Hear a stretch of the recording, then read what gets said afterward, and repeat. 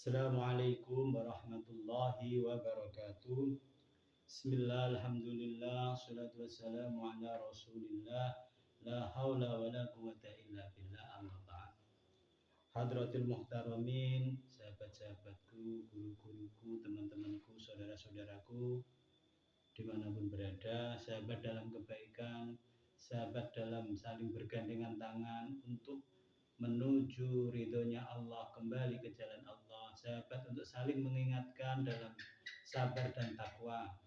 Alhamdulillah, di Ramadan yang ke-8 ini ya, yang memasuki malam ke-8, kita masih diberi kesempatan oleh Allah, diberi kenikmatan untuk tetap menjalankan puasa dan ibadah-ibadah yang lainnya.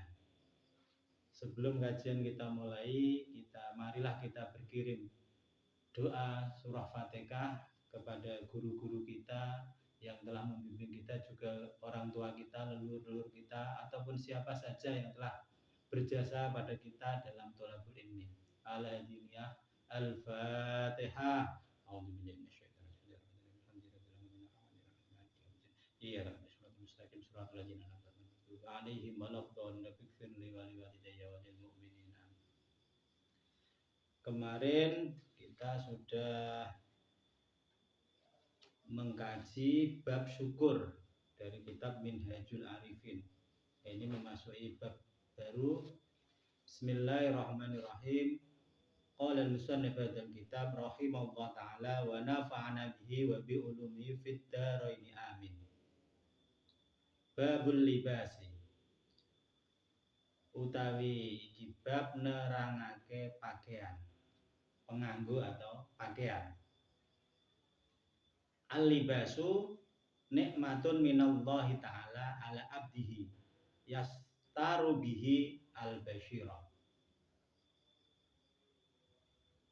Jadi pakaian itu adalah nikmat dari Allah untuk hambanya.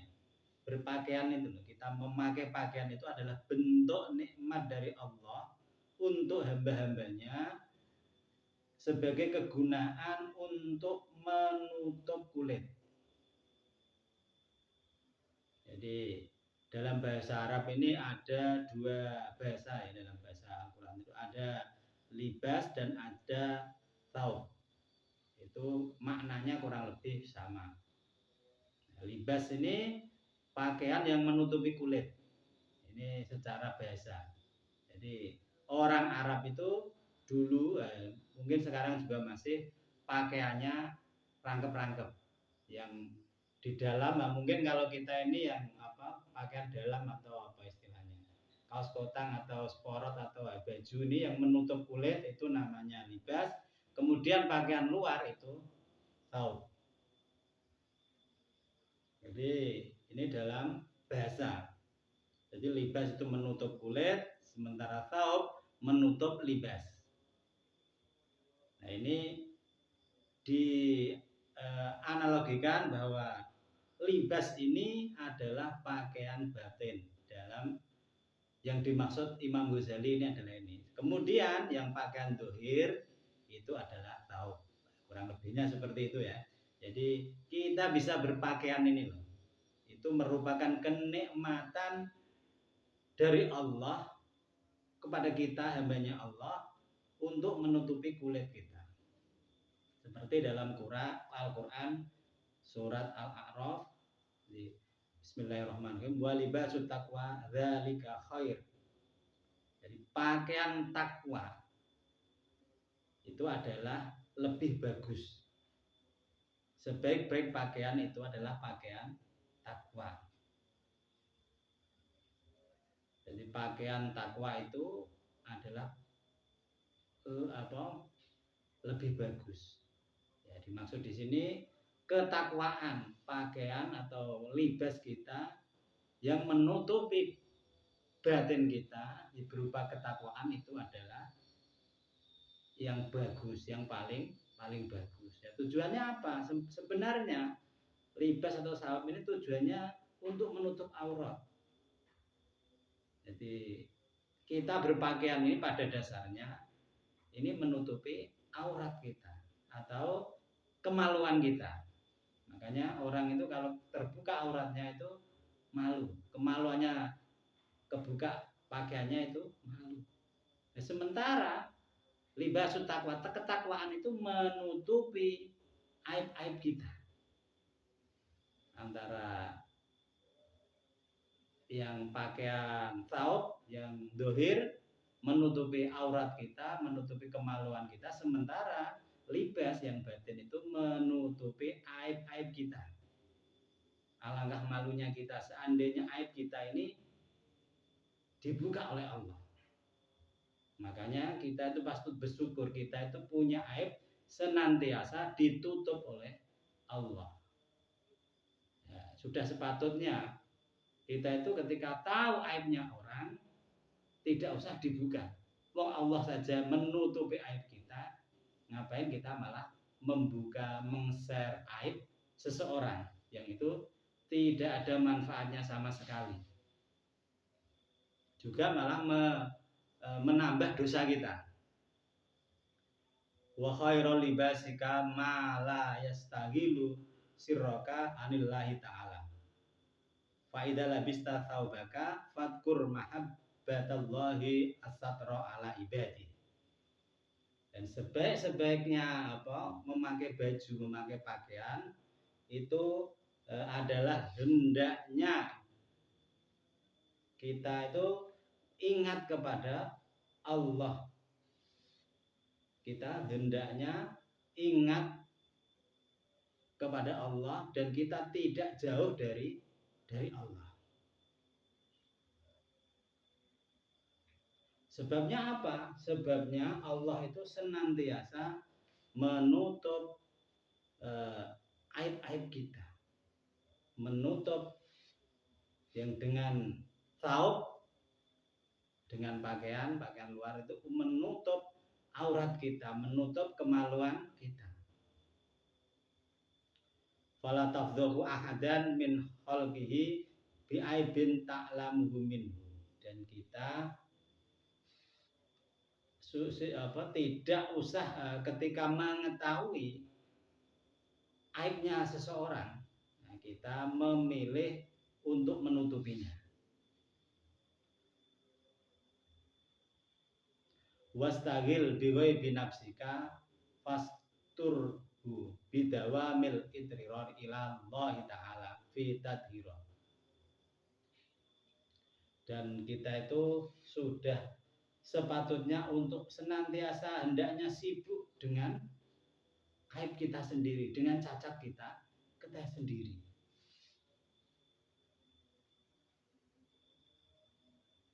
Jadi sambil menutupi aib kita, kita juga mensucikan mensucikan pakaian kita. Kita menutupi, kita mensibukkan diri dengan mencuci pakaian kita berupa pakaian ketakwaan. Kita membersihkannya. Kita sehingga dengan penuh mensucikan, dengan penuh kepasrahan kepada Allah. Sebab kita sangat butuh kepada Allah. Fa innal abda idza nasiya dzambuhu kana dzalika uqubatan lahu wajdada bihi jur'atan 'alal ma'asi. Jadi sebagai seorang hamba ini, kita itu terkadang itu lupa dosa kita. Jadi kita melupakan dosa kita itu sebenarnya adalah hukuman bagi kita dari Allah. Kita pernah melakukan kesalahan itu, kita pura-pura tidak tahu atau melupakan, itu sebenarnya adalah hukuman dari Allah. Sebab dengan kita kelalaian itu, dengan dosa-dosa kita, ketika kita melupakan, ya kita akan kembali mengulanginya lagi. Alhamdulillah.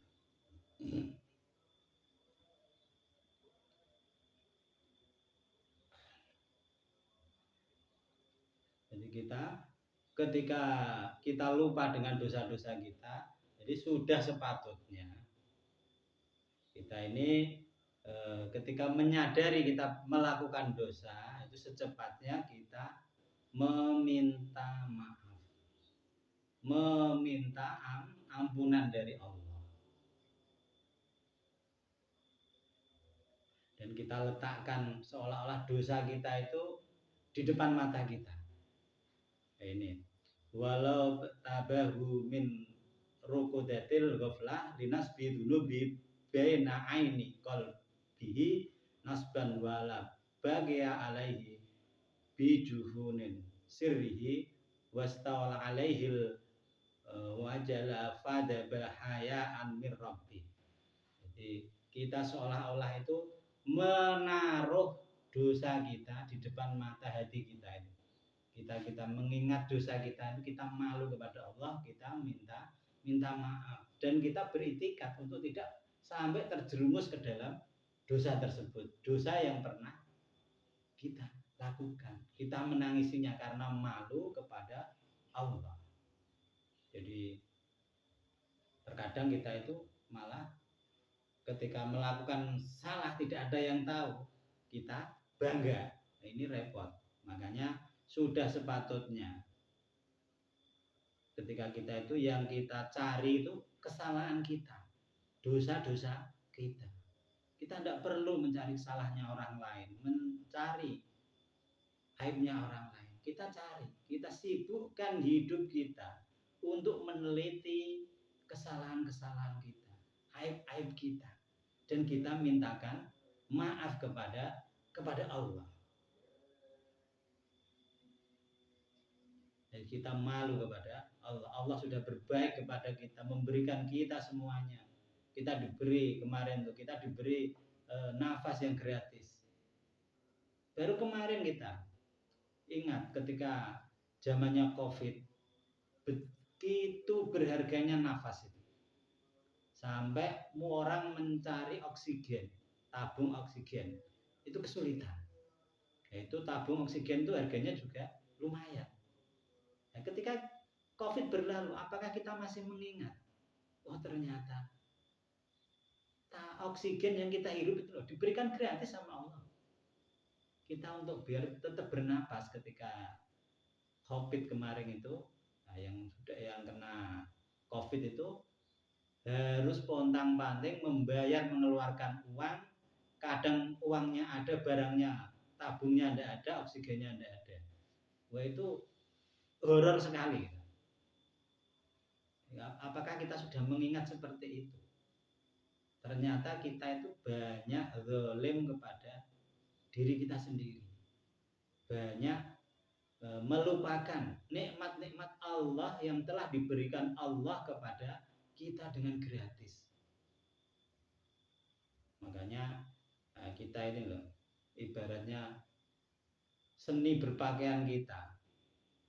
Jadi seni berpakaian ini yang kita Imam Ghazali membahasnya ini seni berpakaian takwa itu. Yang harus kita takwa itu takut kepada Allah semakin kita tingkatkan. Untuk apa? Untuk menutupi aib-aib kita di hadapan Allah. Soalnya Allah sudah menutup aib kita. Sudah sepantasnya kita teliti sehari ini kita apa yang sudah saya lakukan. Kekurangan apa? Oh ini saya kok masih berburuk sangka kepada orang. Nah ini sudah sepatutnya dari pikiran kita ini kita setting untuk senantiasa membawa pikiran kita untuk men-setting atau mengarahkan pikiran kita untuk selalu husnudon. Ketika melihat sesuatu itu kita lihat sisi baiknya.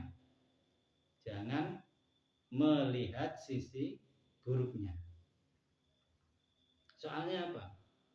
Nah ini kalau kita di budaya Cina itu ada lambang yin yang itu ya, bulat, ada esnya, terus putih dan hitam. Yang di hitam itu pasti ada titik kecil putih, atau yang di putih ada titik kecil hitam. Gitu kalau di budaya Cina itu ada gambar seperti itu menggambarkan bahwa ternyata setiap orang itu sebaik-baiknya orang itu pasti ada jeleknya, ada salahnya, ada buruknya. Seburuk-buruknya orang itu pasti masih ada nilai kebaikannya. Maka ketika kita melihat dari sudut pandang kita itu mungkin kurang sesuai dengan pikiran kita, kita cari sisi baiknya.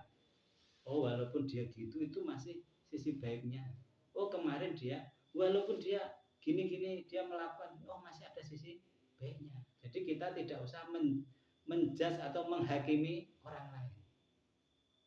Nah, sering kita ucapkan ya, sering kita dalam kajian-kajian itu, seandainya kita melihat, mohon maaf ini, kita melihat ada seorang teman kita yang sedang menikmati minuman keras, lagi mabuk misalnya. Nah itu, apakah besok terus kita foto, kita upload, nah ini lagi mabuk gitu? Tidak usah. Nah kalau lagi mabuk, ya sudah, kita kalau bisa nasihati, kalau tidak, kita doakan dulu. Soalnya orang lagi mabuk dinasehati itu kalau tidak kebenaran malah kita yang misalnya dimarahi, atau soalnya otaknya sedang tidak kontrol. Kita doakan saja. Oh, dari situ kita bisa melihat, ya Allah, ternyata orang yang mabuk itu loh, kok malah memberi pelajaran kepada saya. Kok orang mabuk? Oh iya, ternyata orang mabuk itu pikirannya tidak waras, hilang akalnya, sehingga tidak punya malu. Oh, ternyata yang mabuk ini juga memberi pelajaran kepada saya, sehingga ketika saya melihat orang mabuk, saya mengingatmu ya Allah, ternyata orang mabuk yang engkau larang untuk mabuk, misalnya untuk mabuk-mabukan itu ada sisi negatifnya yang tidak baik, dia tidak kontrol gini, tidak baik. Dari situ kita doakan semoga Allah memberikan hidayah kepada dia.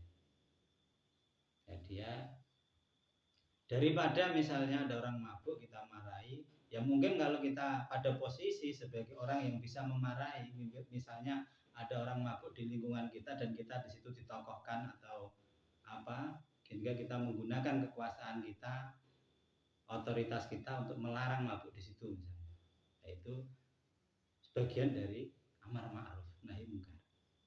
Kalau kita tidak siapa-siapa, kita lihat orang di jalan mabuk, terus kita nasihati pakai dalil ini, ya, jadinya mungkin dia marah, gambar kita mungkin. Ya, kalau lihat itu doakan dulu, doakan. Besok kalau sudah ketemu itu teman kita ajak ngobrol baik-baik. Pasti biasanya orang yang sedang mabuk itu ada problem pribadi biasanya, pelarian atau apa. Ya, kita ajak ngobrol, kita temani, kita apa. Sehingga dari pemabuk pun kita bisa mengambil sisi baiknya. Mungkin nah ini ada teman kita berjoin berbisnis misalnya. Ternyata teman kita ini nipu kita. Partner kita ini nipu kita misalnya. Apakah ketika kita ditipu ini harus kita share atau gimana? Tidak. Kita ditipu, kita ucapkan terima kasih saja. Ya Allah, ternyata orang ditipu itu tidak enak. Orang ditipu itu sakit. Oh kalau gitu, nah, rekan saya itu guru saya.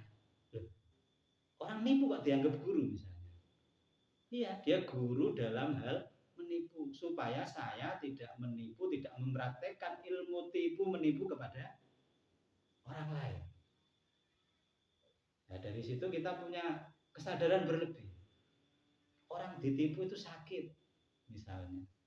Orang ditipu lah. Sementara orang yang nipu ini misalnya membawa lari aset kita atau apa misal, dia pasti tidak, hatinya tidak tenang.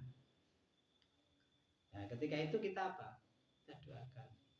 Terima kasih ya Allah, Engkau telah memberi aku seorang ilmu, memberi guru pelajaran kepadaku dari seorang teman yang menipu misalnya.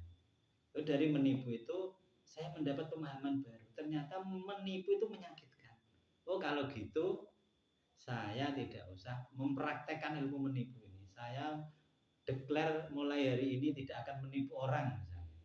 Dan kita doakan semoga teman saya yang menipu itu diampuni oleh Allah, diberi hidayah oleh Allah. Kita doakan keluarganya, anak turunnya jadi orang-orang yang soleh. Misalnya gitu. Kita kan punya kesadaran berlebih dari peristiwa tipu menipu ini misalnya. Kalau kita kan enggak, ditipu orang bagaimana membalas tipuan itu kadang. Kita difitnah orang bagaimana membalas fitnah itu. Padahal itu sejatinya ketika kita mempraktekkan itu, kita sedang merusak diri kita sendiri, merusak pikiran kita.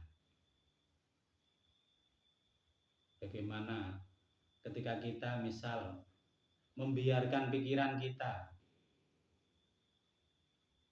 benci dengan orang, kita lagi bermasalah dengan orang, kita biarkan, kita tidak hentikan kebencian dari pikiran kita. Kita mau ketemu saja rasanya sungkan, rasanya sebel, rasanya tidak enak. Bahkan kalau itu kita biarkan di otak kita benci kepada seorang, kita lihat dia misalnya benci atau marah atau mengumpat misalnya, kita lihat temannya dia itu juga berefek kita, wah ini temennya si A itu yang saya benci misalnya. Kita lihat anaknya, lihat keluarganya, lihat itu pikiran kita itu menyempitkan pikiran kita untuk melihat sisi baik. Ya, sudah sepatutnya ketika melihat peristiwa itu, ketika mungkin kita analisa, kok dia sampai misalnya gini nipu saya sehingga saya marah sama dia ini apa? Oh, mungkin dia ada problem. Oh, mungkin dia ada masalah sehingga mengambil jalan pintas. Jadi kita analisa, oh ternyata gitu ya. Ya, terima kasih ya Allah, Engkau telah memposisikan saya bukan sebagai penipu, tapi sebagai yang tertipu. Kalau kita punya kesadaran, membangun kesadaran seperti itu, alangkah indahnya hidup. Kita tidak dalam pikiran ini tidak memercikan pikiran-pikiran kebencian, pikiran-pikiran yang merusak alam pikiran kita. Tapi kita senantiasa memandang orang dengan pandangan kasih sayang. Oh, ternyata ada kita bermasyarakat ini, kita itu banyak problem juga. Ketika kita sudut pandang memandang kehidupan itu kita skopnya kita perluas, nah kita akan menemukan keindahan-keindahan yang luar biasa daripada sudut kita perkecil. Ketika kita perkecil, ya isinya bingung, kita menggerutu, kita marah, kita apa. Tapi ketika kita perluas, oh ya, terima kasih ya Allah, Engkau telah mengirim kepadaku seorang penipu misalnya, seorang yang menipu saya. Dan terima kasih yang Engkau takdirkan menjadi penipu bukan saya, tapi dia. Berarti dia guru saya dalam ilmu tipu menipu. Kita doakan yang baik-baik saja. Misalnya seperti itu. Alangkah indahnya hidup ini. Ya, ketika ada aib seperti itu, aibnya orang kita tutupi saja. Udah, ketika itu berita tipu menipu berhenti pada kita. Jangan kita share, jangan kita. Karena itu ketika kita share, nah itu semakin memunculkan kebencian-kebencian atau negative thinking dalam pikiran kita. Daripada kita memelihara negative thinking, kita lebih baik memunculkan positive thinking. Kita husnudzon. Nah, tapi itu ya berat enggak berat, wong itu proses untuk mendewasakan kita menuju arah yang lebih baik, yaitu harus kita laksanakan. Jadi pakaian ini ya, dalam bahasa Jawa itu pakaian atau ageman ya. Dalam bahasa Jawa pakaian itu juga disebut ageman. Ageman atau dalam bahasa Sanskerta mungkin dari agama juga berarti berasal dari ageman pakaian. Jadi pakaian kita ini pakaian takwa. Pakaian takwa itu bukan baju takwa. Kalau baju takwa itu kan itu produk budaya ya. Mungkin kalau orang-orang Betawi atau apa nyebutnya baju koko. Nah, itu produk-produk budaya ya. Sementara yang dimaksud ketakwaan itu ketakwaan dalam diri kita yang dimana dari ketakwaan itu bisa menutupi aib-aib kita. Sebagaimana Allah menutupi aib-aib kita di depan makhluk yang lain.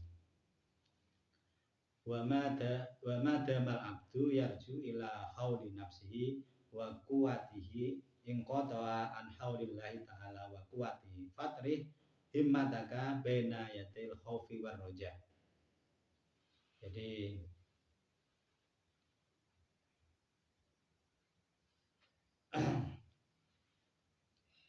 seladinya kita itu selalu hamba itu continue untuk kembali kepada rekodoyo itu tipu dayanya jiwa kita, tipu dayanya diri kita dan kekuatannya yang bisa memutus dari kekuatan Allah. Selama seorang mengandalkan kekuatan dirinya, dia akan terputus untuk dari kekuatannya Allah. Kita seolah-olah kita itu ini adalah karena saya misalnya. Itu bentuk seperti itu. Padahal semua itu dari Allah. Kita tidak bisa apa-apa. Kita tidak punya daya dan upaya tanpa pertolongan dari Allah. Makanya kita harus meletakkan himmah kita, cita-cita kita di antara himmah kita menuju kepada Allah. Di antara sifat perasaan takut dan roja, perasaan takut dan harapan kita kepada Allah. Kita jangan berputus asa dari rahmatnya Allah. Sebagaimana ini surat Al-Hajar, Bismillahirrahmanirrahim. Wa'bud rabbaka hatta ya'tiyakal yakin.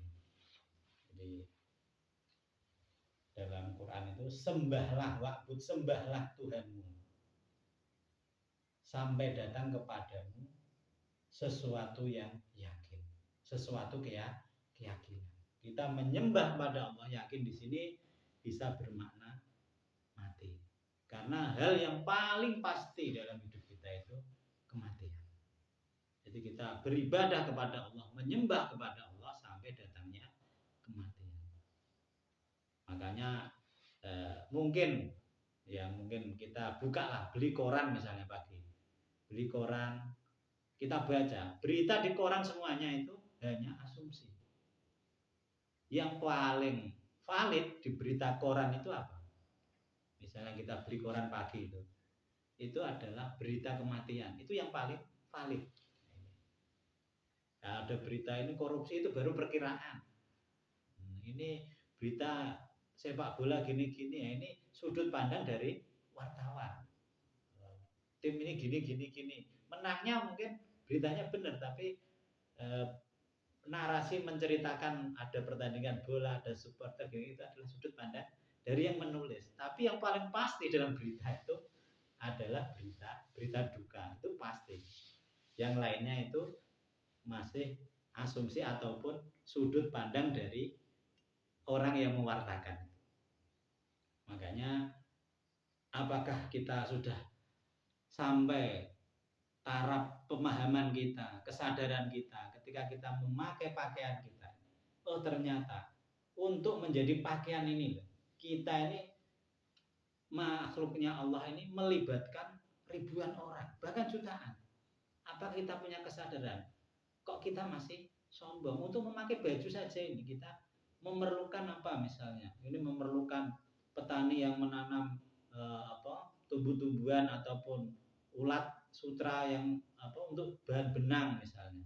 Dari situ butuhnya orang yang kerja di pabrik untuk memintal benang atau membuat kain. Dari kain dibeli ke konveksi, dibikin baju, dibikin apa. Dari situ dijual di pasar atau di toko. Kita untuk memakai baju aja, kita masih butuh ribuan tangan yang terlibat. Apakah kita pernah atau menyadari itu? Apakah kita pernah berterima kasih, menghaturkan terima kasih sehingga orang yang terlibat dalam proses baju yang kita pakai misalnya, itu alangkah lemahnya kita kalau kita mau menyadarinya. Terkadang kita itu angkuh, bisa beli baju, bisa beli apa, kita angkuh, kita melupakan bahwa dalam baju yang kita pakai itu banyak jasa-jasa tangan-tangan makhluknya Allah yang lain. Nah, itu perlu kita, oh iya ya, kalau gitu misalnya kita ada kesadaran megang baju, terima kasih semua orang yang terlibat dalam proses jadi baju ini, semua tangan, semua makhluk Allah yang terlibat di sini, terima kasih. Sehingga dengan baju ini misalnya, aku bisa beribadah kepada Allah. Apapun, kita makan juga punya kesadaran seperti itu. Kita minum, ternyata dari air minum yang kita minum itu melibatkan makhluk-makhluk Allah yang lain. Alangkah kita ini di hadapan Allah tidak ada apa-apa. Itu adalah proses-proses yang harus kita lewati. Untuk apa? Untuk hati kita ini senantiasa merasa butuh, merasa takut karena kita tidak mampu apa-apa di hadapan Allah. Kita juga punya harapan. Kita punya harapan, punya sifat rojak kepada Allah, rojak pengharapan kepada rahmatnya Allah. Dengan jalan kita juga bentuk terima kasih kita kepada semua yang telah membantu kita misalnya menjadi pakaian kita pakai. Ya cukup sekian.